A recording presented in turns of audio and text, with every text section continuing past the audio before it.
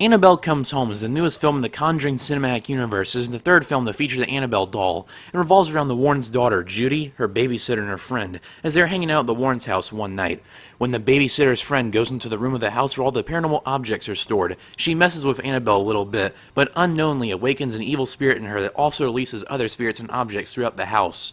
Judy, the babysitter Mary, and her friend Daniela must survive the night, with all these spirits roaming around the house. I really enjoyed the first two Conjuring films, but the spin-offs have been mostly terrible. The first Annabelle movie was a dull and lazy horror film that felt like a major cash grab. The Nun was nothing more than jump scares galore, and was very forgettable, and I don't even remember anything about the Curse of La Llorona, despite seeing it just a few months ago. The only spin-off I have enjoyed was Annabelle Creation. It's not great, but it has some good characters, decent scares, and impressive directing and cinematography. I wasn't too excited to see this film because of the mostly bad track record of the previous films, but I can say that after having watched it, it's surprisingly not too bad. One of my biggest problems with most of the films in the Conjuring universe are how lazy and unimaginative the scares are.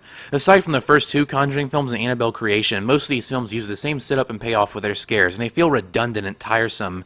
It's gotten to the point where I can perfectly predict how the scares will go and plug my ears from the harm of the 7.1 Dolby Digital surround sound speakers. With the first two Conjuring films and Annabelle Creation, the scares are well done thanks to two things, which are good directing and cinematography, and this film has both. Annabelle Comes Home has some really creative scares, which shocked me considering I thought it was going to be another jump scare fest. The director Gary Dauberman does a good job using a slow burn approach to build tension and suspense with the scares, and makes impressive use of the camera to ease you on the edge of your seat. There were parts of the film where it felt like James Wan was directing it because of how well the scares were done. Yes, most of the scares are paid off with the expected jump scares, but they work here thanks to Dauberman putting the audience on edge before they happen and playing with your expectations.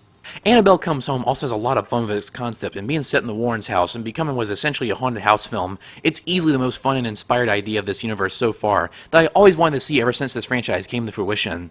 Ed and Lorraine Warren are the two characters who hunt down these ghosts and artifacts and keep all the evil things at bay in their collection room, but this film cleverly plays with the idea of what would happen if they weren't around and aren't there to save the day. All the new entities and objects are interesting, such as the Ferryman, a killer bride, a haunted board game, a mystical TV set, and even one case from the Warrens in real life, which really surprised me that they feature it in one of these films. The film opens many possibilities for this franchise, and more than likely some of these entities will get their own movies at some point. This film also contains some pretty good performances. McKenna Grace is very good as the Warrens' daughter, Judy, and the two actresses who play Mary and Daniela give fine performances. Even though they're hardly in the movie, Patrick Wilson and Vera Farmiga are great as ever as Ed and Lorraine Warren. It's nice to see them in a film outside of the first two Conjuring films. With the Warrens' minimal screen time, it's up to the three lead actresses that carry the film, and they mostly do a good job, even though there are flaws with their characters that I'll get into later. Annabelle Comes Home also has terrific production design and a great atmosphere. The sets feel very minimalist, but it works to the film's advantage, since it forces the filmmakers to get creative with how they use them to build an eerie and spooky atmosphere, and to give the audience a feeling of dread and isolation. Annabelle Comes Home is not without its flaws, however. The major problem I have with this film is it sometimes comes to a complete halt with its storytelling and becomes a series of one jump scare after the other, particularly during the second act. There are many times the film forgets it's telling a story and stacks one jump scare after the next, and becomes very repetitive and drags out longer than it needs to be. The film can also be predictable in spots, and there are plot elements and scenes recycled from previous films in the franchise, which can make it feel a little tiresome. Also, the characters in this film, while aren't bad, make some really stupid and infuriating decisions that just make you dislike them.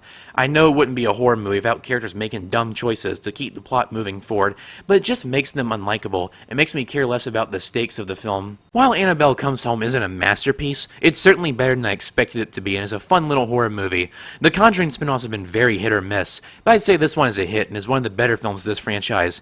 It has its flaws for sure, but I think it's on par with Annabelle Creation. It feels more like a main entry instead of a spin-off.